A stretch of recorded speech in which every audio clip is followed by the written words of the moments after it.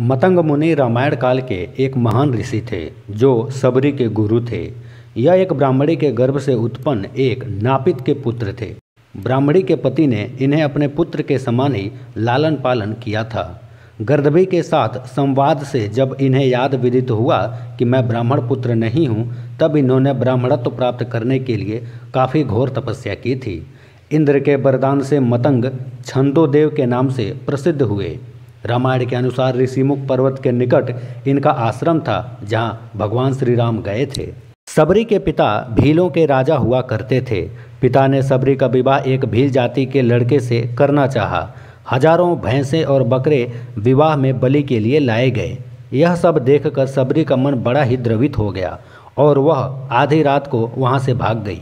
भागते हुए एक दिन वह दंडकारण्य में पंपासर पहुँच गई। वहाँ ऋषि मतंग अपने शिष्यों को ज्ञान दे रहे थे। सबरी का मन बहुत प्रभावित हुआ और उन्होंने उनके आश्रम से कुछ दूर अपनी छोटी सी कुटिया बना ली। वह अछूत थी, इसलिए रात में छुपकर जिस रास्ते से ऋषि मुनि आते जाते थे उसे साफ करके गोबर से लीप देती थी और साफ बना देती थी। एक दिन मतंग ऋषि के शिष्यों ने उनको देख लिया। उन्होंने कहा कि भगवत भक्ति में जाति कोई बाधा नहीं हो सकती। सबरी पवित्र और शुद्ध है, उस पर लाखों ब्राह्मणों के धर्म और कर्म न्योछावर हैं। सब लोग चकित रह गए। मतंग ऋषि ने कहा था, एक दिन श्री राम तुझे दर्शन देंगे, वो तेरी कुटिया में आएंगे।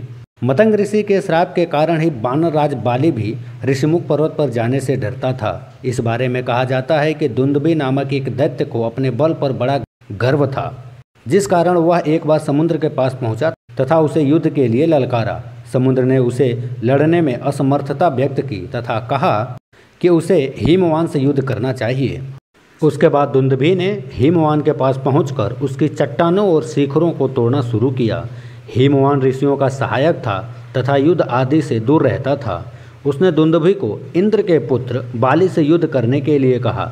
बाली से युद्ध होने पर बाली ने उसे मार डाला तथा रक्त से लथपथ उसके शव को 1 योजन दूर उठाकर फेंक दिया।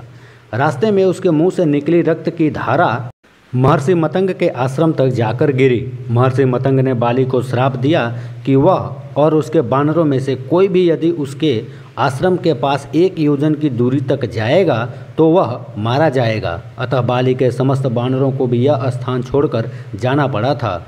मतंग ऋषि का आश्रम ऋषिमुख पर्वत पर स्थित था, अतः बाली और उसके बानर वहां नहीं जा सकते थे, जिसकी वजह से सुग्रीव ने वहां पर अपना डेरा डाला था।